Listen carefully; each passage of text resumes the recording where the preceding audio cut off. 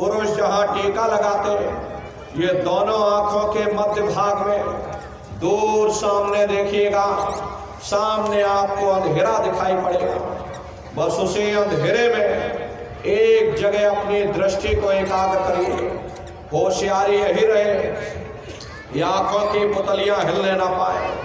शुरुआती समय में ये आंखों की पुतलियां हिलेंगी, लेकिन जब आप अभ्यास करोगे, करत करत अभ्यास ते जड़मत होत सुजान, जब अभ्यास करते रहोगे तो आंखों की पुतलियां हिलना बंद हो जाएंगी।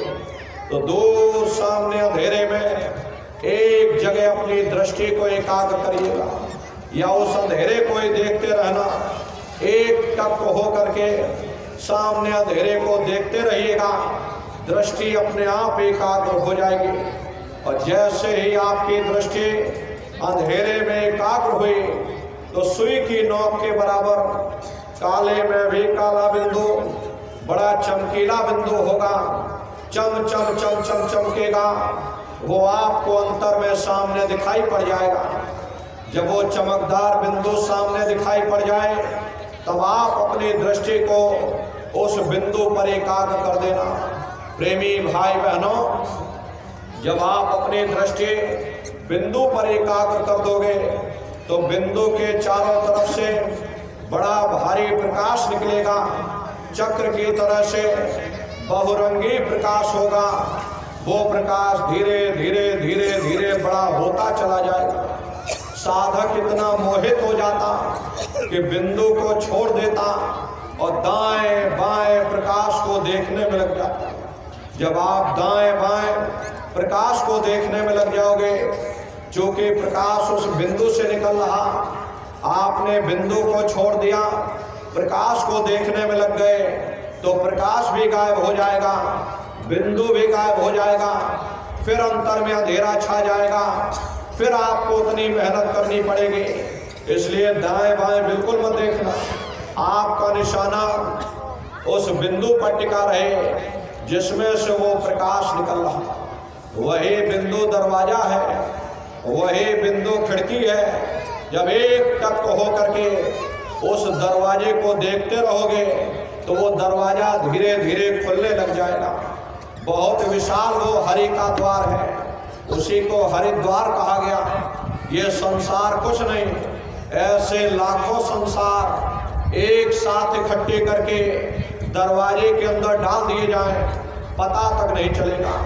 इतना विशाल वो हरि का द्वार, आप उसके अंदर दाखिल हो जाओगे, बहुत बड़ा मैदान दिखाई पड़ेगा। उसी मैदान में खड़े हो जाओगे तो सबसे पहले आपको अपने सतगुरु के स्वरूप का दर्शन होगा, और वो आपकी उंगली को पकड़ करके आगे का सफर तय करेंगे। लेकिन प्रेमी भाई बहनों, सतगुरु के स्वरूप का दर्शन जब होगा जब आप जय गुरुदेव नाम का सुमरन करोगे। अगर आपने सुमरन ना किया, आपने उनको याद ना किया, जब आप उनको याद ही नहीं करोगे तो भला वो आपको दर्शन क्यों देंगे। और जब आपको दर्शन नहीं होगा तो आप आगे का सफर तय नहीं कर सकते। इसीलिए प्रेमी भाई बहनों, जय गुरुदेव नाम का सुमरन सबसे पहले आपको कराया जाता। जब आप जय गुरुदेव नाम का सुमरन करोगे, फिर जब आप ध्यान पर बैठोगे और जब दरवाजे के अंदर दाखिल हो जाओगे तो सबसे पहले उन्हीं के स्वरूप का दर्शन होगा। वो आपकी उंगली को पकड़ करके आगे का सफर तय करेंगे। तो ये है ध्यान करने का तरीका। एक बार फिर से आप लोग समझ लो कैसे ध्यान करोगे। घर में पलथी मार करके बैठ जाना, बाहर से अपनी आंखों को बंद कर लेना, आंखों पर कोई जोर मत देना। बहुत से लोग क्या करते हैं, ये अपनी आंखों पर जोर डालते हैं ताकि जल्दी से दृष्टि एकाग्र हो जाए। यदि आप अपनी आंखों पर जोर डालोगे तो आंखों की पुतलियों में दर्द होगा, फिर आप अपनी बाहरी आंखों को खोल दोगे। अरे प्रेमी भाई बहनों, इन बाहरी आंखों का यहाँ पर कोई काम नहीं। जैसे सोते समय धीरे से अपनी आंख को बंद करते हो, ऐसे धीरे से अपनी आंख को बंद कर लेना। दोनों आंखों के मध्य भाग में जहाँ पर देवियाँ बिंदी लगाती है, बस यहीं पर अपने ध्यान को जमाने की कोशिश करिएगा। ये काम कोई आप पहली बार नहीं कर रहे। हर इंसान 24 घंटे में एक बार अपने ध्यान को यहाँ पर जमाता है। जब तक आपका ध्यान यहाँ पर एकाग्र नहीं होगा, किसी भी इंसान को नींद नहीं आ सकती और वो इंसान पागल हो जाएगा। तो 24 घंटे में एक बार अपने ध्यान को आप यहाँ पर एकाग्र करते ही हो। जब आप सोने जाते हो उस समय पर आप अनुभव करिएगा। जिस समय आप लेट जाओगे तो सबसे पहले क्या होगा? सबसे पहले आपके विचारों का सिमटाव होगा। जब तक आपके विचार दुनिया में फैले रहेंगे, आपको नींद नहीं आ सकती। इसीलिए आप लोग कहते भी हो भाई दुनिया की चिंताएं लगी हुई, हमें नींद तक नहीं आती। तो जब तक आपके विचार दुनिया में फैले रहेंगे, आपको नींद नहीं आ सकती। तो जब आप सोने जाओगे उस समय सबसे पहले आपके विचारों का ही सिमटाव होगा। जिस वक्त आपके विचार सिमट जाएंगे उसी वक्त आपका ध्यान यहाँ एकाग्र हो जाएगा। और जैसे ही आपका ध्यान यहाँ पर एकाग्र हुआ, क्योंकि जीवात्मा का झुकाव नीचे की ओर है, इसीलिए आपका ध्यान यहाँ टिक नहीं पाता है। तुरंत आप यहीं से नीचे गिर जाते हो और गहरी निद्रा में सो जाते हो। साधना के समय क्या होता, इस चेतन अवस्था में आप अपने ध्यान को यहाँ एकाग्र करोगे और यहीं से ऊपर उठ जाओगे। बस इतना ही अंतर है। सोने के समय अचेत अवस्था में आप अपने ध्यान को यहाँ पर एकाग्र करोगे, यहाँ से नीचे गिर जाओगे। साधना के समय चेतन अवस्था में आप अपने ध्यान को यहाँ एकाग्र करोगे और यहीं से ऊपर उठ जाओगे। तो चेतन अवस्था में कैसे ध्यान को एकाग्र करना है, वही क्रिया आपको बताई जा रही है। ये बाहर से आँख को बंद कर लेना, दोनों आँखों के मध्य भाग में दूर सामने देखिएगा, वो अंधेरा रूपी पर्दा दिखाई पड़ेगा। बस उसी अंधेरे में एक जगह अपनी दृष्टि को एकाग्र करो। जैसे सिनेमा घरों में आप एक जगह बैठ जाते हो, सामने पर्दा दिखाई पड़ता, उसी पर्दे को आप देखते रहते। या घर में एक जगह बैठ जाते हो, सामने टीवी या टेलीविज़न रखी है, आप उस टेलीविज़न को एक टक हो करके देखते रहते हैं। ऐसे ध्यान के समय आप एक जगह बैठ जाना, बाहर से आँख को बंद कर देना, किसी के बारे में सोचना नहीं, किसी के बारे में विचार मत करना, शरीर को बिल्कुल हिलाना डुलाना नहीं, शून्य हो करके सामने अंधेरे को देखते रहना। देखते देखते देखते देखते आपकी दृष्टि अंधेरे में टिक जाएगी। और जैसे ही आपकी दृष्टि उस अंधेरे में एकाग्र हुई, तो सुई की नोक के बराबर काले में भी काला बिंदु चम चम चम चम चमकेगा, वो अंतर में सामने दिखाई पड़ जाएगा। जब वो चमकदार बिंदु सामने दिखाई पड़ जाए, तब आप अपनी दृष्टि को उस बिंदु पर एकाग्र कर देना। अरे वही बिंदु दरवाजा है, वो दरवाजा खुल जाएगा, ये शिव नेत्र खुल जाएगा, ये दिव्य दृष्टि खुल जाएगी और आप दरवाजे के अंदर दाखिल हो जाओगे। एक बार प्रेमी भाई बहनों, ये दिव्य दृष्टि खुल जाए, क्या भूत और क्या भविष्य और क्या वर्तमान, कोई भेद गुप्त नहीं रहता। लाखों वर्ष पहले क्या हुआ था, भविष्य में क्या होने वाला, बैठे बिठाए आप सब कुछ जान सकते हैं। तो यह है ध्यान करने का तरीका। और तीसरा है भजन। भजन कहते हो शब्द को सुनना, उस नाम को सुनना, उस आवाज को सुनना जो मालिक के घर से आवाज आ रही। तो कैसे आप लोग भजन करोगे, अच्छी तरह समझ लो। ये आंख और कान को बंद कर लेना, ये दोनों उंगली कानों में डाल करके ये कानों को बंद कर लेना। कान इसीलिए बंद किए जाते हैं ताकि बाहर की कोई आवाज हमको सुनाई ना पड़े। अपनी अपनी सुविधा से बैठिएगा।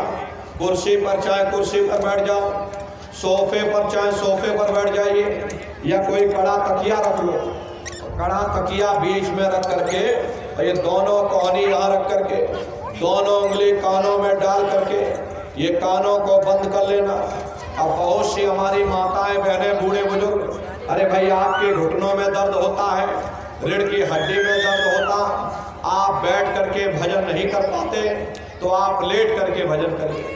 ऐसे सीधे लेट जाओ, लेटे लेटे आंख और कान को बंद कर लो। मतलब तो आंख और कान को बंद करना है, चाहे लेट कर करो या चाहे बैठ कर करो।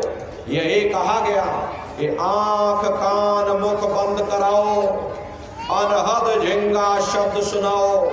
यानी पहले अपनी आंख को बंद करो, अपने मुख को बंद करो, दोनों उंगली कानों में डाल करके ये कानों को बंद कर लो और ऊंचे से ऊंचा ध्यान दे करके उस आवाज को सुनने की कोशिश करो।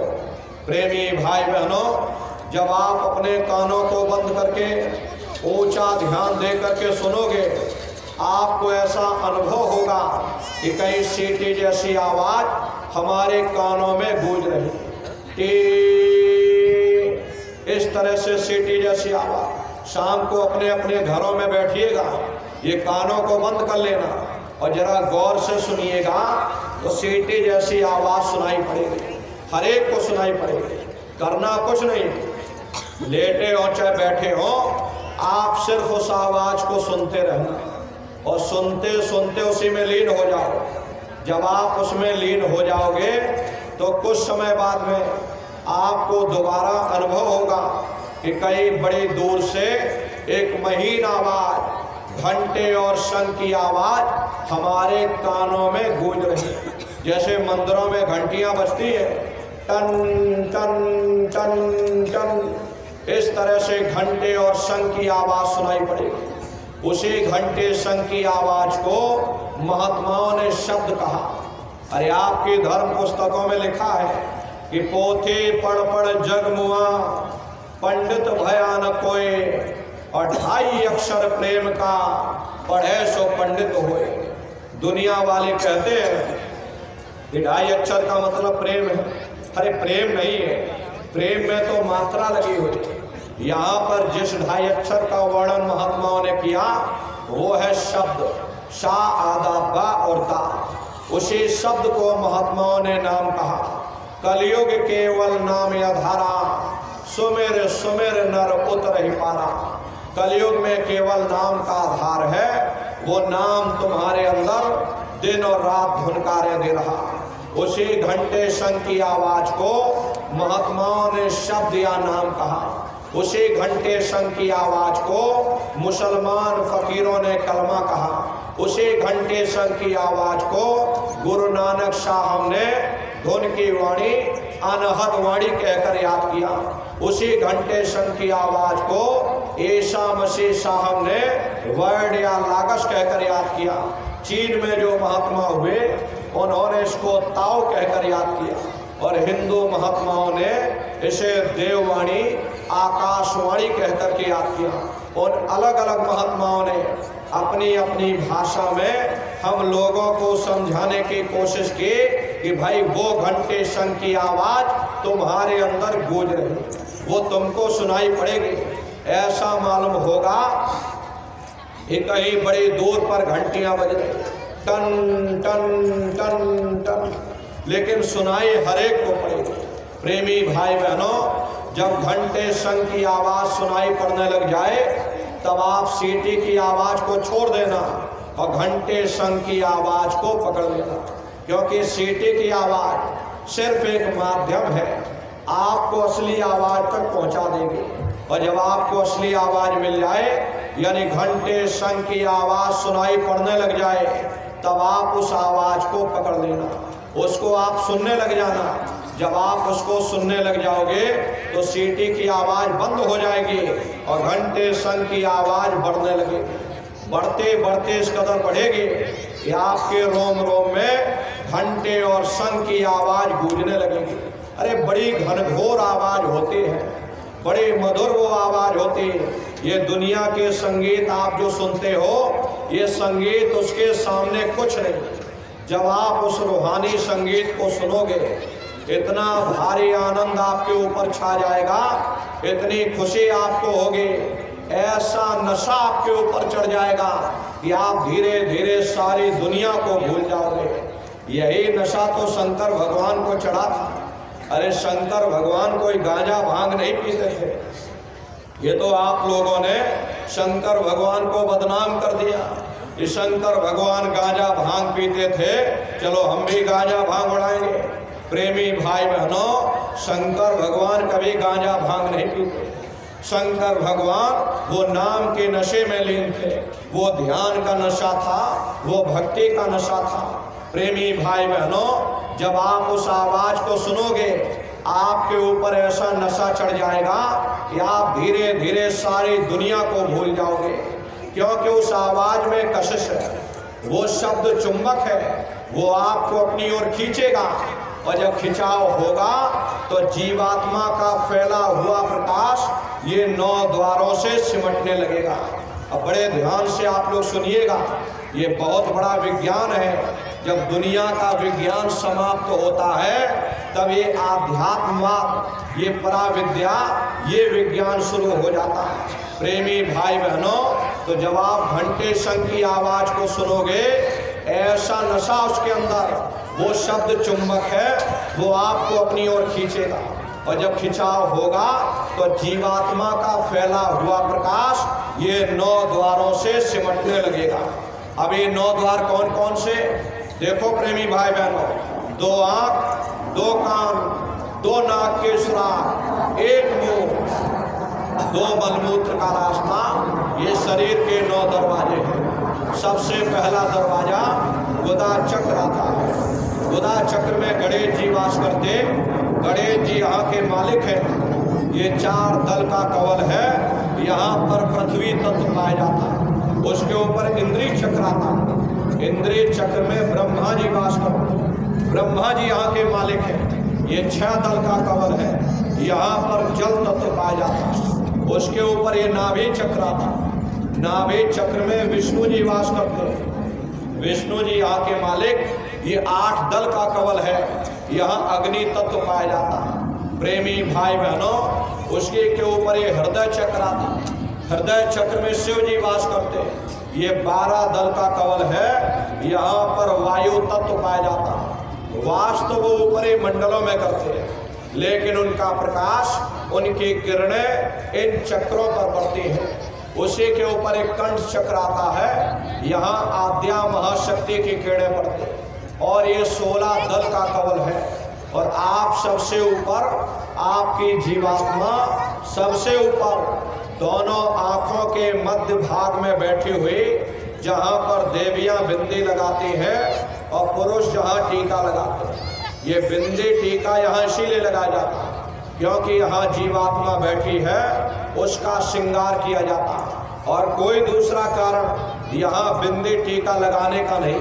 अरे लगाने को यहाँ लगाओ, कान में लगाओ, यहाँ लगाओ, लेकिन यहाँ पर इसीलिए लगाया जाता है क्योंकि यहाँ पर जीवात्मा बैठी है, और यहीं पर बैठ करके जीवात्मा अपने प्रकाश को नीचे के चक्रों में फैलाती है, जिससे आपका ये शरीर चलता है, आपके पैर चलते हैं, आपके हाथ चलते हैं, शरीर का हर एक अंग चलता है। तो जब आप भजन करोगे, घंटे शंख की आवाज को सुनोगे, तो उस आवाज में कशिश है, वो शब्द चुंबक है, वो आपको अपनी ओर खींचेगा, और जब खिंचाव होगा तो जीवात्मा का फैला हुआ प्रकाश 9 द्वारों से सिमट करके यहाँ 10वें द्वार पर एकाग्र हो जाएगा, जहाँ ये जीवात्मा बैठी हुई है। और जैसे ही पूरा प्रकाश सिमट करके यहाँ पर इकट्ठा हुआ, तुरंत वो शब्द जीवात्मा को खींच करके इस शरीर से अलग कर देगा।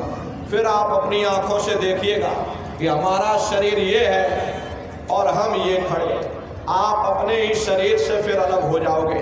प्रेमी भाई बहनों, फिर शरीर से अलग हो करके यही जीवात्मा ब्रह्मांडों की चढ़ाई करती है।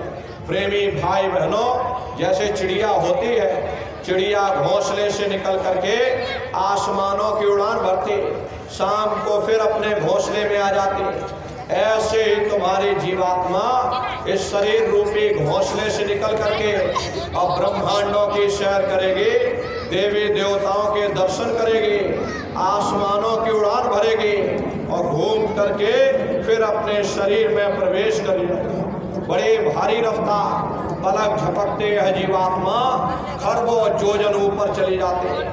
हरे नर नारियों, ये ब्रह्मा विष्णु महादेव जिनकी आप सभी लोग पूजा करते हो, लेकिन कभी आपने विचार नहीं किया कि भाई ब्रह्मा विष्णु महादेव जिनकी हम सभी लोग पूजा करते हैं, आखिर ये है कौन, ये कहाँ पर रहते हैं, इनके माँ बाप कौन है, ये क्या काम करते हैं, राम कौन है, कृष्ण कौन है, ईश्वर कौन है, ब्रह्म कौन है, पार ब्रह्म कौन है, ये कहाँ पर रहते हैं। तो जरा संक्षिप्त में आप लोग समझ लो। प्रेमी भाई बहनों, जब आप शब्द को पकड़ करके इस शरीर रूपी घोंसले से अलग हो जाओगे, तो उसी शब्द को पकड़ करके फिर यही जीवात्मा ब्रह्मांडों की चढ़ाई करेगी। तो सबसे पहले जो आपको लोक मिलेगा, सूरज चांद सितारों को पार करने के बाद सबसे पहले जो लोक मिलेगा, उसे महात्माओं ने शिवलोक कहा। शिवलोक तमोगुणी स्थान है, वहाँ के मालिक शिव जी हैं, वो पार्वती जी के साथ उस लोक में विराजमान है। चैतन्य धार जो ऊपर से आ रही, जिसे महात्माओं ने गंगा कहा, वह अपना केंद्र बिंदु शिवलोक को बनाती है। इसीलिए शिव जी की जटा में गंगा दर्शाई जाती है। इस लोक में असंख्यों जीवात्माएं रहती, ये सभी जीवात्माएं शिव स्वरूप में मौजूद होती। अरे जब आप भजन करोगे, घंटे शंख की आवाज को पकड़ करके, और जब शिव लोक में पहुंचोगे और शिव जी का जब प्रत्यक्ष दर्शन करोगे, तो आपका स्वरूप भी शिव के समान यानी कि शिव स्वरूप हो जाएगा। जो शक्तियां शिव जी को प्राप्त होती, वही शक्तियां साधक को भी प्राप्त हो जाती। उन शक्तियों को प्राप्त कर लेने के बाद साधक के मन में बड़ा गुमान पैदा हो जाता। साधक का मन करने लगता कि किसी को आशीर्वाद दे दिया जाए या किसी को श्राप दे दिया जाए। यदि उस समय पर साधक अपनी शक्तियों का उपयोग कर लेगा, फिर ये साधक ऊपर नहीं चढ़ पाएगा। अरे इसीलिए प्रेमी भाई बहनों, गुरु साथ में रहते हैं, साधक की शक्तियों का दुरुपयोग नहीं होने देते, क्योंकि सीमित शक्तियां मिलती हैं। उन्हीं शक्तियों के सहारे ये साधक ऊपर चढ़ता है। यदि उस समय पर साधक आशीर्वाद और श्राप देने में अपनी शक्तियों को खर्च कर देगा, फिर कभी ये ऊपर नहीं चढ़ पाएगा। इसीलिए प्रेमी भाई बहनों, गुरु साथ में रहते हैं और गुरु साधक की शक्तियों का दुरुपयोग नहीं होने देते। तो शिव जी का दर्शन करने के बाद फिर घंटे शंख की आवाज को पकड़ करके फिर जब आप ऊपर चढ़ोगे, उसी के ऊपर आपको ब्रह्मा जी का लोक मिल जाएगा। ब्रह्मा जी का लोक वो रजोगुणी स्थान है। वहाँ के मालिक ब्रह्मा जी हैं, वो गायत्री, सावित्री और सरस्वती के साथ उस लोक में विराजमान है। और ब्रह्मा जी का दर्शन करने के बाद फिर जब आप ऊपर चढ़ोगे, उसी के ऊपर आपको विष्णु लोक मिलेगा। विष्णु लोक सतोगुणी स्थान है। वहाँ के मालिक विष्णु जी हैं, उनका बड़ा मनमोहक स्वरूप है। उनकी 4 भुजाएं हैं, चारों भुजाओं में शंख, गदा, पद्म और चक्र सुशोभित है। और आप क्षीर सागर में लक्ष्मी जी के साथ विराजमान हैं। ये तीनों देवता ब्रह्मा, विष्णु और महादेव अपने अपने लोक में बैठ करके राज कर रहे हैं। एक रचयिता है जो जीवों को रचता है, एक पालनहार है जो जीवों को पालता है, एक संहार करता जो जीवों को नष्ट कर देता। एक का काम है घड़े को बनाना, एक का काम है घड़े की सुरक्षा करना, और एक का काम है घड़े को फोड़ देना। इनके जो माता है वो आद्या महाशक्ति है। ब्रह्मा, विष्णु, महादेव लोक के ऊपर वो आद्या महाशक्ति का लोक आता है। उसी लोक को पार करने के बाद सबसे पहला देश पड़ता है, या यूँ कह लीजिए कि पहली राजधानी पड़ती है, जिसे महात्माओं ने सहस दल कवल कहा। वो राजधानी है। ये ब्रह्मा, विष्णु, महादेव के जो लोक हैं, उस राजधानी के अंतर्गत आने वाले जिले हैं। जैसे आपके उत्तर प्रदेश की राजधानी लखनऊ है, बाकी सभी जिले हैं, इसी तरह प्रेमी भाई बहनों वो सहस दल कवल राजधानी का जो मालिक है वो निरंजन भगवान है। ये ब्रह्मा, विष्णु, महादेव ये निरंजन भगवान के ही पुत्र हैं। और ये आद्या महाशक्ति ये निरंजन भगवान की अर्धांगिनी है। और निरंजन भगवान स्वयं तीनों लोकों के मालिक हैं। इन्हीं को त्रिलोकीनाथ कहा जाता। हिंदू इन्हीं को परमात्मा कहते, मुसलमान इन्हीं को खुदा कहते, ईसाई उन्हीं को गॉड कहते। घंटे और शंख की आवाज जो हर इंसान के अंदर गूंज रही, वो आवाज उन्हीं के मुखार बिंद से हो रही। निरंजन भगवान का जो स्वरूप है वो ज्योतिष स्वरूप है। हम आप देखो यहाँ ज्योत जलाते हैं, इस ज्योत में तेल की जरूरत पड़ती है और बाती की जरूरत पड़ती है, लेकिन वो अखंड ज्योति वहाँ ऐसी जल रही जिसमें ना तेल की जरूरत है और ना बाती की जरूरत है। अरे पलटू साहब ने जिक्र किया है कि उल्टा कुआं गगन में तिसमें जरे चिराग, और तिसमें जरे चिराग बिना रोगन बिन बाती, और 6 ऋतु 12 मास जरत रहे दिन राती। सतगुर मिले जो होए ताहि की नजर में आवे, और बिन सतगुर नहीं कोई वाह को दर्शावे। वो अखंड ज्योति ऐसी है जिससे पूरा ब्रह्मांड प्रकाशवान हो रहा। न जाने कितने ऋषि मुनि, न जाने कितने पीर पैगंबर औलिया उस ज्योत पर कुर्बान हुए बैठे। जितनी भी अवतारी शक्तियां आई, राम आए, राम को वहीं से नीचे उतारा गया था। इसीलिए उस देश को अयोध्या नगरी भी कहा जाता। और जितने देवी देवता ब्रह्मा विष्णु महादेव आदि की उत्पत्ति वहीं से हुई। और ये गोस्वामी जी महाराज, प्रेमी भाई बहनों, चित्रकूट के बगल में राजापुर गांव पड़ता है। गोस्वामी जी महाराज जब उन्होंने साधना किया और साधना करके जब ऊपर गए, तभी उन्होंने लिख दिया कि अति विचित्रता लोक अनेका, रचना अधिक एक ते एका। विचित्र विचित्र भांत के लोग, एक से सुंदर एक महल वहां पर बने, जिनके फर्श पर न जाने कितना सोना चांदी और कितने हीरे जवाहरात जड़े हुए। वहां के बाग और बगीचों की सुंदरता, ये वृक्ष कुछ नहीं प्रेमी भाई बहनों। अरे वहां के वृक्ष देखोगे लाखों लाख योजन मील की बुलंदी रखते। एक पेड़ को देखोगे लाखों वर्ष लग जाएंगे, लेकिन एक पेड़ की लंबाई पूरी नहीं देख पाओगे। इतनी विशाल वहां की रचना है। जब साधक वहां खड़े होकर देखता तो देखता ही रह जाता। ये क्या ईश्वर की लीला है, कैसे उसकी कारीगरी, अनंत उसकी सत्ता, अनंत ही उसका प्रकाश। अरे उसी आनंद को पा करके बड़े बड़े राजे महाराजाओं ने अपने राजकाज पर ठोकरें मार दी और जंगलों में जाकर के नंगे हो करके नाचने लगे। कितना आनंद, कितनी खुशी उन साधकों को चढ़ती होगी, ये वही जान सकता, कोई दूसरा इस चीज को नहीं समझ सकता। तो प्रेमी भाई बहनों, गुरु की दया कृपा से ये जीवात्मा यहाँ पहुंची।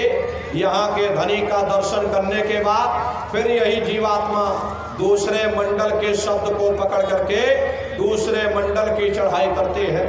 श्याम तज श्वेत को गहना, सुरत को तान धुन सुनना, पंख के द्वार धस बैठो और त्रिकुटी जाय कर लेना। इसी के ऊपर दूसरा देश आता जिसे महात्माओं ने त्रिकुटी देश कहा। वहाँ के जो मालिक है वो ब्रह्म है। वहीं से मन और माया की उत्पत्ति हुई। वहीं से 3 गुण, रजोगुण, तमोगुण, सतोगुण, तीनों गुणों की उत्पत्ति वहीं से हुई। ये जो आपके वेद हैं, वेदों को सारी दुनिया पढ़ती है। अरे वेदों की भी उत्पत्ति उसी स्थान से हुई है।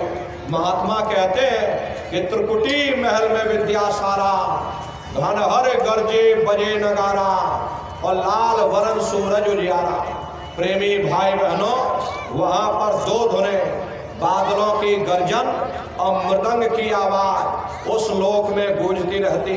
जैसे पहले स्थान पर घंटे और शंख की आवाज गूंजती है, ऐसे दूसरे स्थान पर बादलों की गर्जन और मृदंग वहाँ पर बजता रहता। अरे ये गर्जन तो कुछ नहीं, वहाँ की गर्जना सुना दी जाए ये कानों के पर्दे उड़ जाएंगे। इंसान क्या है, समस्त जीव संसार का समाप्त हो जाएगा। ये बाहर के कान उसको नहीं सुन पाते। जीवात्मा की आंख अलग है, जीवात्मा के कान अलग है। जब तुम बाहर की आंख और कान को बंद कर लोगे तो अंतर की आंख कान खुल जाएगी, वो उस आवाज को सुनेगी। और जब मृदंग वहां पर बजता है जीवात्मा मस्त होकर के मृदंग की आवाज में नाचने लगती। ओम का जाप बराबर वहां होता रहता।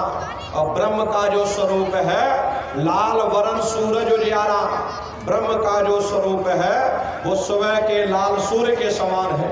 ये सूरज कुछ नहीं, ऐसे लाखों लाख सूर्य इकट्ठे करोगे तो वहां का एक सूर्य बनेगा। ब्रह्म का जो स्वरूप है वो सुबह के लाल सूर्य के समान, इसीलिए वहां का पूरा ब्रह्मांड लाल है। अरे महात्मा जब वहां पहुंचे, जब उन्होंने देखा, तभी अपनी धर्म पुस्तकों में लिख दिया उन्होंने, लाली मेरे लाल की और जित देखो लाल, और लाली देखन में गई और मैं भी हो गई लाल। वो पूरा ब्रह्मांड ही लाल है। जितने साधक वहां पहुंच जाते हैं उन सभी को योगेश्वर कहा जाता। जैसे व्यास जी हुए, वशिष्ठ जी हुए, वाल्मीकि जी हुए, इन सब की पहुंच वहीं तक थी। इसीलिए कहा गया कि वाल्मीकि भय ब्रह्म समाना। जब इनकी जीवात्मा वहां पहुंची, जब इन्होंने ब्रह्म का दर्शन किया, इनका स्वरूप भी ब्रह्म के समान यानी कि ब्रह्म स्वरूप हो गया। तो जितने साधक वहां पहुंच जाते हैं उन सभी को योगेश्वर कहा जाता है। योगेश्वर भगवान श्री कृष्ण उसी देश में वास करते हैं। ये जो ब्रह्म देश है वो श्री कृष्ण भगवान का ही देश है। श्री कृष्ण भगवान वहीं पर रहते हैं। अरे प्रेमी भाई बहनों, ये बाहर की जन्माष्टमी नहीं है जो आप लोग मनाते हो। अरे ये तो नकली जन्माष्टमी। महात्माओं ने कहा था भाई सही मायने में तुम जन्माष्टमी कब मनाओगे? जब तुम्हारी ये जीवात्मा 5 तत्व जल पृथ्वी अग्नि वायु आकाश और 3 गुण रजोगुण तमोगुण सतोगुण, 5 तत्व और 3 गुणों से परे होकर के ब्रह्म देश में पहुंच करके जब कृष्ण भगवान का दर्शन कर लेगी, तब सही मायने में जन्म अष्टमी मनाई जाएगी। वहाँ कृष्ण भगवान का दर्शन करने के बाद फिर ये जीवात्मा तीसरे मंडल के शब्द को पकड़ करके तीसरे मंडल की चढ़ाई करेगी। आगे पहुंची सुन झंकार, ररंकार धुन सुनी पुकार, आगे श्वेत शून्य है भाई, अमान सरोवर पैठ रहाई। इसी के ऊपर तीसरा देश आता जिसे महात्माओं ने शून्य देश कहा, उसी को रारंग देश कहा जाता, उसी को अक्षर और नेति कहा जाता। वहाँ के जो मालिक हैं वो रारंग पुरुष यानी कि पार ब्रह्म पुरुष है। वहाँ किंगरी और सारंगी 2 धुनें उस लोक में गूंजती रहती। और पार ब्रह्म पुरुष का जो स्वरूप है वो पूर्णमासी के चंद्रमा के समान बड़ा ही मनमोहक स्वरूप है। इसी स्थान पर प्रेमी भाई बहनों एक बहुत बड़ा अमृत का सरोवर बना जिसे महात्माओं ने मान सरोवर कहा। वो मान सरोवर कितना लंबा, कितना चौड़ा और कितनी उसकी गहराई है, आज तक उसकी कोई था नहीं ले पाया। महात्माओं ने सिर्फ इशारों में बता दिया, इस संसार में जो समुद्र है ऐसे अरबों खरबों समुद्र एक साथ इकट्ठे करके उस मान सरोवर में डाल दिए जाए तो उसकी एक बूंद के बराबर नहीं। इतना विशाल वो अमृत का सरोवर। जब महात्माओं ने उसको देखा तो हम जीवों को यहाँ पर समझाने के लिए किसी ने उसका नाम गंगा रख दिया, किसी ने उसका नाम जमुना रख दिया, गुरु नानक साहब ने अमृतसर रख दिया। जब तुम्हारी ये जीवात्मा उस अमृत के सरोवर में स्नान करेगी तो जन्म जन्मांतरों के मैले पाप कर्म साफ हो जाएंगे। अरे यहाँ के पानी से तुम्हारे कर्मों की सफाई नहीं होने वाली, ये बाहर का पानी तुम्हारे शरीर के मैल को धो सकता, लेकिन जो पापों का मैल है, जो अंतःकरण में गंदगी जमा, वो जब साफ होगी जब आप तीसरे मंडल पर पहुंच करके उस गंगा में डुबकी लगाओगे। उसमें स्नान करने के बाद ये जीवात्मा हंस रूप हो जाते हैं। हंसन मिले हंसा हो जाए, मिले जो अमी आहारा है। जीवात्मा का खुद का प्रकाश उस अमृत के सरोवर में स्नान करने के बाद 16 सूर्य के बराबर हो जाता। तब फिर यही जीवात्मा फिर चौथे मंडल के शब्द को पकड़ करके चौथे मंडल की चढ़ाई करते हैं। 2 पर्वत के संग निहारो और भंवर गुफाते संत पुकारो। 2 पर्वतों को पार करने के बाद वो चौथा देश आता, जिसे महात्माओं ने भंवर गुफा कहा। वहाँ के जो मालिक है वो सोहंग पुरुष है।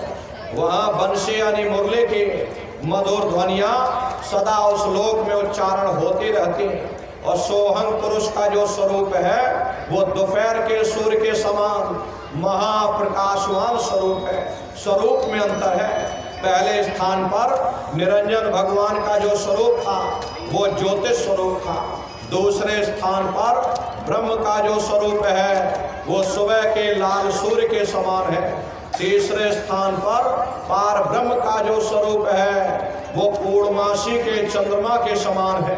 और चौथे स्थान पर सोहंग पुरुष का जो स्वरूप है वो दोपहर के सूर्य के समान महाप्रकाशवान स्वरूप है। वहाँ के धनी का दर्शन करने के बाद ताके परे धाम सतनामा और 3 बजे सतलोक ठिकाना। सोहंग देश के ऊपर वो 5वां देश आता, जिसे महात्माओं ने सचखंड देश कहा। वो सचखंड देश अजर अमर अविनाशी सदा एक रस रहने वाला देश है। वहाँ न काल है, न कर्म है, न दुख है, न संताप है, न पुण्य है, न पाप है। जो जीवात्माएं वहाँ पहुँच जाती हमेशा के लिए जन्म मरण के बंधनों से आज़ाद हो जाती हैं। प्रेमी भाई बहनों, वही हमारे सच्चे मालिक हैं। वो सतपुरुष भगवान वही हमारे आपके सच्चे पिता हैं। हमको आपको वहीं से नीचे उतारा गया। फिर शब्द को पकड़ करके शब्द शब्द पौड़ी पर चढ़कर पहुँचो सचखंड सतनाम। तो शब्द कब पकड़ में आएगा? जब आप भजन करोगे। और भजन कैसे किया जाएगा? एक बार फिर से आप लोग समझ लो। ये आँख और कान को बंद कर लेना, लेकिन मन को रोकने की कोशिश करिएगा। ये मन ऐसे समय पर जरूर भागेगा। आप अपने आप को कितना भी अंधेरी कोठरी में बंद कर लो, शरीर बंद पड़ा रहेगा, लेकिन मन सारी दुनिया में भ्रमण करेगा। अभी यहाँ सत्संग में बैठे हो, किसी का मन पानी पीने का कर रहा, किसी का मन नाश्ता करने का कर रहा, कोई बाल बच्चों को छोड़ कर आया, मन बाल बच्चों में पहुंच गया, कोई दुकान दफ्तर छोड़ कर आया, कोई खेती बाड़ी छोड़ कर आया, तो मन खेती बाड़ी में पहुंच गया। शरीर बेचारा यहाँ बैठा, मन वहाँ धान की कटाई कर रहा। तो ऐसे भजन से कोई लाभ नहीं होने वाला। जिन्होंने मार मंडाला उन्हीं को सूरमा कहना, और बड़ा बैरी मन घट में इसी का जीतना कठना। हरे नन्नारियों, अगर दुनिया में कोई हमारा दुश्मन है वह केवल हमारा मन है। ये मन रूपी रावण कब मरेगा? जब 9 द्वारों पर फतेह हासिल करके तुम यहाँ 10वें द्वार पर चढ़ जाओगे, तब सही मायने में दशहरा मनाई जाएगी। अरे बाहर की दशहरा नहीं है जो लकड़ी का रावण बना देते हो। महात्माओं ने कहा था भाई सही मायने में तुम दशहरा कब मनाओगे, विजयदशमी कब मनाओगे? जब 9 द्वारों पर फतेह हासिल करके तुम यहाँ 10वें द्वार पर चढ़ जाओगे, तब सही मायने में विजयदशमी मनाई जाएगी।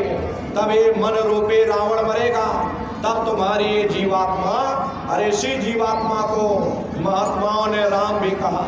आपकी धर्म पुस्तकों में लिखा है, एक राम दशरथ का बेटा, एक राम घट घट में लेटा, एक राम का शकल पसारा, एक राम है सबसे न्यारा। एक वो राम है जो अयोध्या के वासी हैं, एक राम घट घट में लेटे, यानी हमारी आपकी जीवात्मा जो हर एक के अंदर मौजूद है। महात्माओं ने कहा भाई एक वो राम है, और एक राम का शकल पसारा, यानी पहले स्थान के मालिक वो निरंजन भगवान जिनको दुनिया त्रिलोकीनाथ कहती, जिनका ये पूरा पसारा है। महात्माओं ने कहा भाई एक वो राम है, और एक राम है सबसे न्यारा। 5वें स्थान के मालिक वो सतपुरुष भगवान जो हमारे आपके सच्चे पिता हैं। महात्माओं ने कहा भाई एक वो राम है। तो महात्मा तो उस राम की महिमा गाते। जब ये मन रूपी रावण मर जाएगा, तब तुम्हारी ये जीवात्मा ये राम शब्द को पकड़ करके, और जब पहले स्थान पर अयोध्या नगरी में पहुंचेगी, वहां पर पहुंच करके और जब प्रेमी भाई बहनों निरंजन भगवान के स्वरूप का यानी ज्योतिष स्वरूप का दर्शन करेंगे, तब सही मायने में दिवाली मनाई जाएगी। ये महात्माओं का अपना एक आध्यात्मिक उद्देश्य रहा। आप तो मोटी बात समझो कि भजन कैसे करोगे, तो आँख कान को बंद कर लेना, ऊंचा ध्यान दे करके सुनिएगा। सीटी जैसी आवाज मिलेगी, उसको आप पकड़ लेना, उसको सुनते रहना, सुनते सुनते उसी में लीन हो जाना। कुछ समय बाद में आपको दोबारा अनुभव होगा कि कहीं बड़ी दूर से एक महीन आवाज, घंटे और शंख की आवाज हमारे कानों में गूंज रही। जब घंटे शंख की आवाज सुनाई पड़ने लग जाए, तब आप सीटी की आवाज को छोड़ देना और घंटे शंख की आवाज को पकड़ लेना। एक बार प्रेमी भाई बहनों आप उस आवाज को पकड़ लो, फिर वो आवाज आपको नहीं छोड़ेगी। अरे खींच करके इस शरीर से अलग कर दे। रोज आना, रोज जाना, रोज ब्रह्मांडों की सैर करना, रोज देवी देवताओं के दर्शन करना, रोज राम के दर्शन करना, रोज कृष्ण के दर्शन करना। अरे अभी तो आप बाहर मुखी हो गए, बाहर मुखी क्रियाओं में फंस गए। अब बंबई में बैठे कलाकार कोई राम बन जाता, कोई कृष्ण बन जाता, उनकी फोटो बाजार में छप जाती है। आप बाजार से खरीद करके उन कैलेंडर को घर में टांग देते हो। उनके सुबह शाम पूजा पाठ ना कर रहे, रोज आरती उनकी उतार रहे हो। वो वहाँ बंबई में बैठकर शराब पी रहे, आप उनकी पूजा कर रहे। ये कितनी बड़ी अज्ञानता है। अरे महात्माओं ने कहा राम भी तुम्हारे अंदर है, कृष्ण भी तुम्हारे अंदर, ये शरीर ही तुम्हारा सच्चा हरि मंदिर है। इसी हरि मंदिर के अंदर वो घंटे घड़ियाल की आवाज हो रही, उस शब्द को तुम पकड़ लो, वहीं पहुंच जाओगे जहां से वो शब्द आ रहा। ये भजन करने का तरीका, सुमरन ध्यान और भजन आप लोग बराबर करते रहिएगा। रास्ता बिल्कुल सच्चा है, आप करोगे आपको अनुभव होगा, दिखाई भी देगा और सुनाई भी पड़ेगा। लेकिन इतना ध्यान रखिएगा, जो भी दिखाई सुनाई पड़े आप लोग किसी को बताइएगा नहीं। बहुत से प्रेमी गलती कर देते और खुशी के मारे दूसरों को बता देते। उस समय आपको इतनी खुशी होगी कि आप बर्दाश्त नहीं कर पाओगे। दूसरों को बोल दोगे कि हमको ऐसे ऐसे ब्रह्मांड दिख रहे, नदी पेड़ पहाड़ झरने दिख रहे। अगर आपने दूसरों को बता दिया, वो ऊपर बैठा हुआ वहीं से बंद कर देगा, फिर दिखाई सुनाई देना हमेशा के लिए बंद हो जाएगा। प्रेमी भाई बहनों, ये गूंगे की मिठाई है, ये परमार्थी दौलत है। आप अपनी दौलत को घर में कितना छिपा करके रखते, अलमारी में ताला लगा करके रखते हो, कोई बाजार में ढिंढोरा नहीं पीटता मेरे घर में इतनी दौलत रखी। अब अगर ढिंढोरा पीटोगे चोर चोरी कर ले जाएंगे। ऐसे ही वो परमार्थी दौलत है, जितना उसको छिपा करके रखोगे उतना रास्ता खुलता चला जाएगा। तो भजन ध्यान सुमरन नित्य नियम से आप लोग करिएगा और सभी लोग शाकाहारी रहिएगा, क्योंकि हमारे गुरु महाराज ने शाकाहार पर विशेष जोर दिया। गुरु महाराज बराबर कहते थे, ए बच्चा तुम शाकाहारी रहना, शाकाहार का प्रचार करते रहना, इसी से देश और दुनिया में भारी परिवर्तन होगा। अरे नारियों, परिवर्तन कोई कानून बनाने से नहीं होता, परिवर्तन कोई आंदोलन करने से नहीं होता, परिवर्तन कोई तोड़फोड़ करने से नहीं होता। परिवर्तन तब होता है जब लोगों के विचार बदलते हैं, लोगों की भावनाएं बदलती हैं। और विचार जब बदलेंगे जब लोगों का खान पान शुद्ध होगा। अरे देशी कहावत है, जैसा खायन वैसा होए मन। जब इंसान पशुवृत्ति भोजन करेगा उसकी बुद्धि स्वतः ही पशुओं जैसी हो जाएगी, सोच विचार उसका चिंतन स्वतः ही पशुओं जैसा हो जाएगा। फिर जिस शराब के नशे में माँ बहन बेटी की पहचान खत्म हो जाए, उस शराब को पी करके यह कैसे पता चलेगा कि क्या अच्छा और क्या बुरा है। अरे यही कारण है कि आज भर समाज में ये दुनिया भर के अत्याचार और दुनिया भर के व्यभिचार फैले हुए। अरे नर नारियों, हम लोग मंदिर बनवाते हैं, हम लोग मस्जिद बनवाते हैं उन मंदिरों में नहा धो करके जाते, कहते भाई परमात्मा के रहने की जगह है, हमको नहा धो करके जाना चाहिए, फूल अगरबत्ती ले जाना चाहिए। कोई उन मंदिरों में कूड़ा कचरा नहीं डालता। अगर कूड़ा कचरा डालोगे तो आपस में लाठियां चल जाएंगी। फिर ये जो हरि मंदिर है, ये पंच भौतिक शरीर जिसे महात्माओं ने हरि मंदिर कहा, इसमें तुम हाड़ मांस के लोथड़े डालते हो, शराब के कतरे डालते, अपने बनाए हुए ईंट गारे के मंदिर की तुम कद्र करोगे और परमात्मा के बनाए हुए इस हरि मंदिर की कद्र नहीं करोगे तो सख्त सजा मिलेगी। अरे महात्माओं ने लिखा है कि तिल भर मच्छी खाए के कोटि गौदय दान, काशी करवट जा मरे निश्चय नरक निदान। यदि तिल भर भी मच्छी खा करके फिर चाहे कोटान कोट गौओं का दान करो और काशी में जा करके मत्था रगड़ते रगड़ते अपनी जीवन लीला को वहीं बिता दो, फिर भी तुमको तुम्हारे गुनाहों की सजा मिलेगी, कोई बच नहीं सकता। क्योंकि कर्म भूमि है, यहाँ तुम जैसा कर्म करोगे वैसा ही फल तुमको मिलेगा। देखिए इस कर्म भूमि पर कृष्ण भगवान तक नहीं बच पाए। उस समय बाली को छिप करके बाण मारा, वही बाली कृष्ण अवतार में बहेलिया बन करके आ गया। कृष्ण भगवान के पैरों में पद्म चमकता था, हिरण की आंख समझ करके अब बहेलिए ने निशाना मार दिया और जब पास में आकर देखा कृष्ण भगवान थे। अफसोस करने लगे, लेकिन कृष्ण भगवान ने उसको समझाया, इसमें तुम्हारा कोई दोष नहीं, उस समय हमने तुमको मारा, आज तुमने हमको मार दिया, हमारा तुम्हारा बदला पूरा हो गया। कर्म प्रधान विश्व रच राखा, जो जस करे सो तस फल चाखा। ये कर्मों का ऐसा देश है, यहाँ जैसा कर्म करोगे वैसा ही फल पाओगे। इसलिए प्रेमी भाई बहनों, आप सभी लोग शाकाहारी रहिएगा और शाकाहार का प्रचार अपने अपने क्षेत्रों में आप लोग बराबर करते रहना। ये बहुत बड़ा धर्म का प्रचार है। अरे नन्नारियों, सतयुग कैसे आएगा? अरे राम राज कैसे आएगा? राम राज कोई भाषण देने से नहीं आने वाला। राम राज जब आएगा जब आप धर्म का प्रचार करोगे, और धर्म का प्रचार करने की जिम्मेदारी हम समस्त प्रेमी भाई बहनों की है। ये काम कोई साधु महात्माओं का नहीं। अरे वेशभूषा का नाम साधु नहीं होता, दाढ़ी रखा लेने से कोई साधु नहीं बन जाता, लाल पीला कपड़ा पहन लेने से कोई साधु नहीं बन जाता।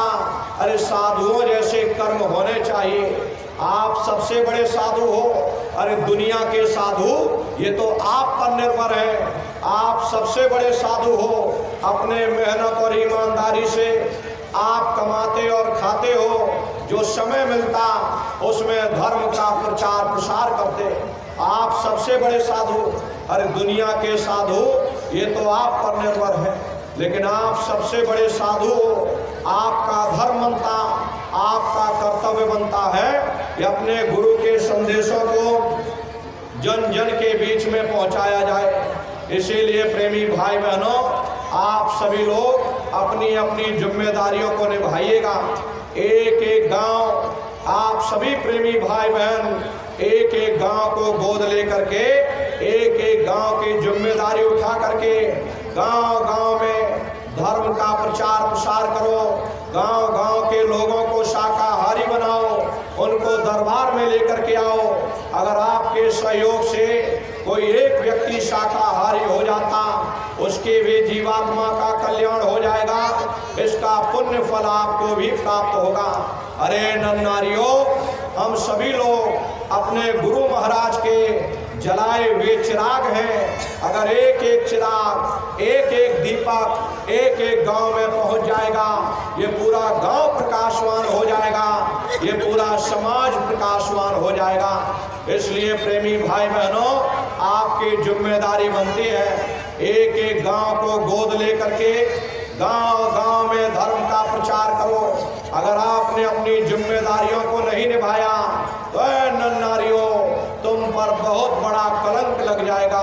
क्योंकि आपको गुरु महाराज बता कर लेकर गए, आपको गुरु महाराज चिता करके गए कि आगे गड्ढा है, आप जानते हो कि आगे गड्ढा है, जानते हुए भी अगर आपने मुसाफिर को नहीं बताया कि भाई ठहर जाओ आगे गड्ढा है, वो मुसाफिर जा करके और गड्ढे में गिर जाएगा तो पाप हमको आपको भी लगेगा, क्योंकि हम लोग जानते हुए भी उसे बताए नहीं, उसे समझाए नहीं, उसे चिताए नहीं। अगर चिता दिया होता, अगर समझा दिया होता, अगर बता दिया होता तो उसकी जीवात्मा नरकों और 84 में जाने से बच जाती। इसलिए प्रेमी भाई बहनों, आपकी जिम्मेदारी बनती है। अरे ऊपर जब जाओगे, ऊपर तुमसे पूछा जाएगा, जब मैंने तुमको ये मनुष्य शरीर दिया, तुमने सारी जिंदगी अपने लिए ही किया या कुछ तुमने परोपकार का काम भी किया? उस समय तुम कहने योग्य हो जाओगे, नहीं हमने धर्म का प्रचार किया, हमने अपने गुरु के संदेशों को गांव-गांव, घर-घर तक पहुंचाया, हमने इतने लोगों को शाकाहारी बनाया, इतने लोगों को हम दरबार में लेकर के गए। अरे वही तुम्हारे लेखे जोखे में लिखा जुखा जाएगा। इसलिए प्रेमी भाई बहनों, धर्म के प्रचार में आप सभी लोग अपना अपना योगदान दीजिएगा। प्रत्येक सत्संगी प्रेमी भाई बहन एक एक गांव को गोद लेकर के गांव-गांव में धर्म का प्रचार करिएगा। अरे गुरु महाराज यही तो कह करके गए थे, ए बच्चे बच्चियों, तुम गांव-गांव में भजन केंद्र की स्थापना करो, गांव-गांव में सत्संग होने लग जाए, गांव-गांव में भजन होने लग जाए। जब गांव-गांव के लोग भजन करने लग जाएंगे, गांव-गांव के लोग जब सत्संग करने लग जाएंगे, जब गांव बदल जाएगा, ये पूरा समाज ही बदल जाएगा। इसलिए प्रेमी भाई बहनों, ये जिम्मेदारी हमको आपको उठानी है। हम आप सभी लोग अपने गुरु महाराज के सिपाही हैं। हमारा धर्म बनता, हमारा कर्म बनता, हमारा कर्तव्य बनता है कि अपने गुरु के संदेशों को गांव-गांव, घर-घर तक गा दिया जाए। इसलिए प्रेमी भाई बहनों, आप सभी लोग एक एक गांव को गोद लेकर के गांव-गांव में नई संगत को तैयार करिएगा, उनको शाकाहारी बनाइएगा, उनको दरबार में लेकर के आइएगा। ये बहुत बड़ी सेवा आप सभी प्रेमी भाई बहनों को सौंपे जा रही। आप सभी लोग एक एक गांव गोद लेकर के गांव-गांव की जिम्मेदारी उठा करके गांव-गांव में नई संगत को तैयार करिएगा। और देखो प्रेमी भाई बहनों, ये भंडारे का कार्यक्रम 11 दिसंबर से और 15 दिसंबर तक मथुरा आश्रम पर मनाया जाएगा। पूज्य दादा गुरु महाराज का ये पावन पुनीत भंडारे का कार्यक्रम है, तो आप सभी लोग इसमें पधारिएगा और अपने अपने बच्चों को भी आप साथ में लेकर के आया करो। ये सबसे बड़ी गलती आप लोग यही करते हो, ये अकेले अकेले चल पड़ते और बताओ बच्चों को नहीं लाते कि क्या ज़रूरत बच्चों को ले जाने की है, क्या ज़रूरत उनको वहाँ ले जाने की। ये छोटे छोटे बच्चे हैं, अरे इनको घर पर पढ़ाई लिखाई करने दो। ये बूढ़े बाड़ों का काम है, ये सत्संग सुनना, ये भजन पूजा पाठ करना, ये हम बूढ़े बाड़ों का काम है। इन बच्चों की पढ़ाई लिखाई की उम्र है, अरे इनको पढ़ाई लिखाई करने दो, इनको घर पर रहने दो। ये आपकी सबसे बड़ी गलती है। अरे नर नारियों, पढ़ाई लिखाई जरूरी है, हम ये बात मानते हैं कि आज के समय में शिक्षा बहुत जरूरी है। अरे हमको भी गुरु महाराज ने पढ़ाया लिखाया, हम भी पहले 10वीं किए और 10वीं के बाद फिर हम 12वीं किए, 12वीं के बाद BA किए और BA के बाद LLB करके वकील बने। अरे गुरु महाराज ने हमको भी पढ़ाया लिखाया, लेकिन पढ़ाई लिखाई के साथ साथ अच्छे संस्कार भी जरूरी है। और संस्कार कोई MA BA की डिग्री करने से नहीं पढ़ते, संस्कार कोई डिप्लोमा करने से नहीं पढ़ते। अगर MA BA की डिग्री करने से बच्चों के अंदर संस्कार पड़ जाते तो हिंदुस्तान में इतने वृद्धाश्रम न खोले गए होते, इतना भ्रष्टाचार न फैल रहा होता। अरे संस्कार पढ़ेंगे महात्माओं के वचनों से, संस्कार पढ़ेंगे सत्संग के माध्यम से। ये बच्चे देश के भविष्य हैं, एक अच्छे समाज के निर्माण के लिए बच्चों के अंदर अच्छे संस्कार डालना ये समय की बहुत बड़ी मांग है। इसलिए प्रेमी भाई बहनों, अपने अपने बच्चों को बराबर मथुरा दरबार में लाते ले जाते रहना, बराबर सत्संग में लाते ले जाते रहिएगा। और जब घर में तुम्हारे बच्चे हो, सामूहिक रूप से पूजा पाठ प्रार्थना भजन ध्यान घर में किया करो। बच्चों को ही जिम्मेदारी सौंप दो कि चलो बच्चों तुम एक प्रार्थना गाओ, पीछे से हम लोग प्रार्थना करेंगे। उन बच्चों को गुरु महाराज की कोई पुस्तक दे दो कि चलो बच्चों एक पन्ना गुरु महाराज के वचन हमको सुनाओ। वो बच्चे बैठ करके पढ़ेंगे, उनके भी कुछ दिल दिमाग में बैठेगा, आप भी बैठ करके सुनिएगा। फिर उन्हीं बच्चों को भजन ध्यान सुमरन पर बैठाओ, बच्चों को संगत की सेवाओं में जोड़ो, उनको शाकाहारी के प्रचार में भेजो। अब ये छोटे छोटे बच्चे जब संगठित होकर के समाज के बीच में उतरेंगे, शाकाहारी का प्रचार करेंगे कि शराब पीना बुरी बात है और मांस खाना बुरी बात है, तो समाज पर कितना गहरा असर पड़ेगा। तो देखो ये छोटे छोटे बच्चे और हमको समझाने आए हैं कि शराब पीना बुरी बात, मांस खाना बुरी बात। अरे समाज पर तो असर पड़ेगा ही, उन बच्चों के ऊपर भी इसका असर पड़ेगा कि भाई हम ये जो बात कह रहे हैं तो हमको भी इन चीज़ों से दूर रहना चाहिए। तुम्हारे बच्चे इन गंदी चीज़ों से दूर रहेंगे। बहुत से प्रेमी भाई बहन शिकायत करते कि हमारे बच्चे हमारी बात नहीं सुन रहे, उनकी गलत संगत सोहबत हो गई, वो शराब पीने लगे।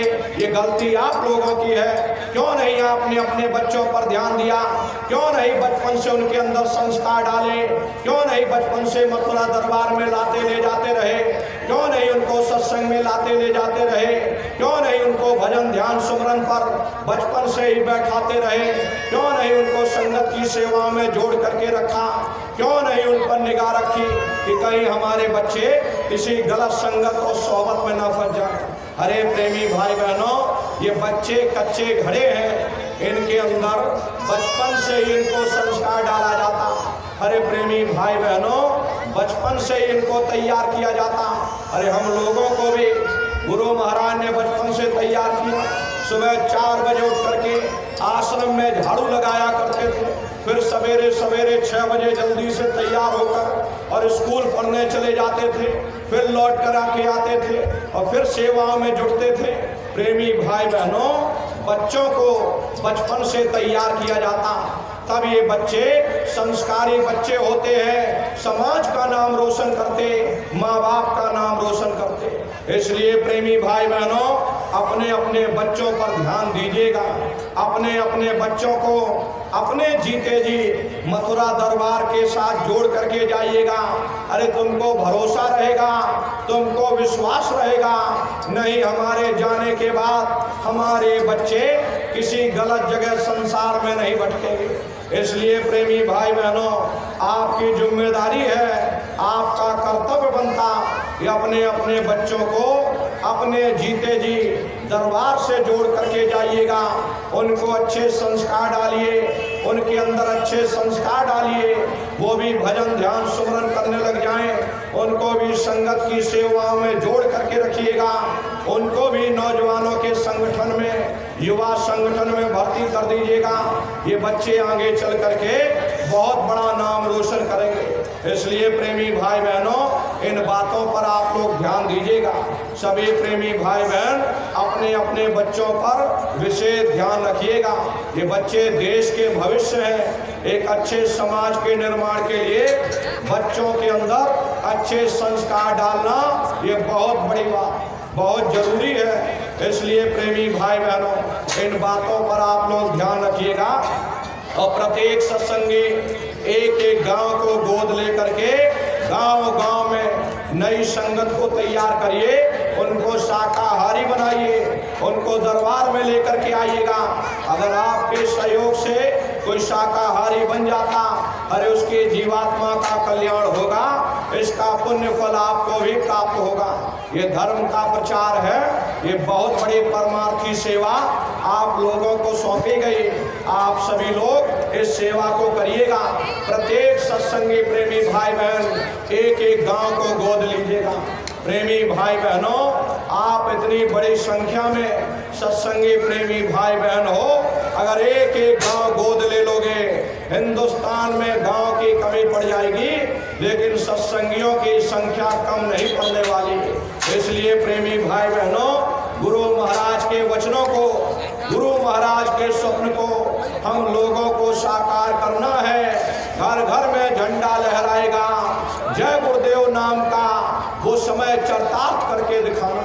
इसलिए प्रेमी भाई बहनों, धर्म के प्रचार प्रसार में आप सभी लोग अपना अपना योगदान दीजिएगा। भजन ध्यान सिमरन बराबर आप लोग करते रहना, वो दौलत कमा लेना जो अंत समय में तुम्हारे काम आवे।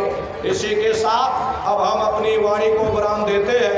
यदि कोई गलती, कोई भूल चूक कहने सुनने में हमसे हुई हो तो देखो प्रेमी भाई बहनों, हम छोटे हैं, आप सभी लोग हमारी माताएं बहने बूढ़े बुजुर्ग हमको छोटा समझ करके आप सभी प्रेमी भाई बहन हमको क्षमा करेंगे।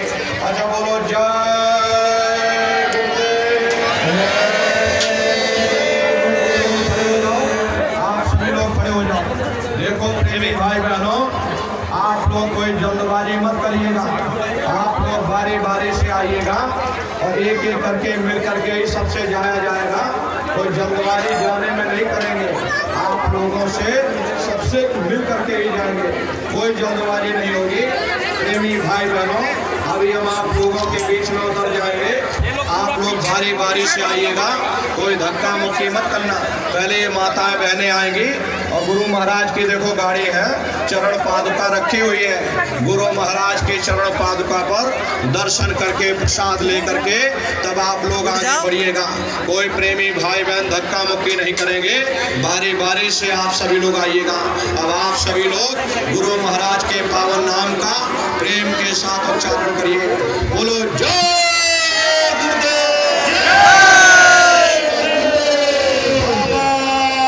गुरुदेव जी महाराज का कहना है, शाकाहारी रहना है, खाने से होगी भलाई, सब्जी दूध मलाई, खाने से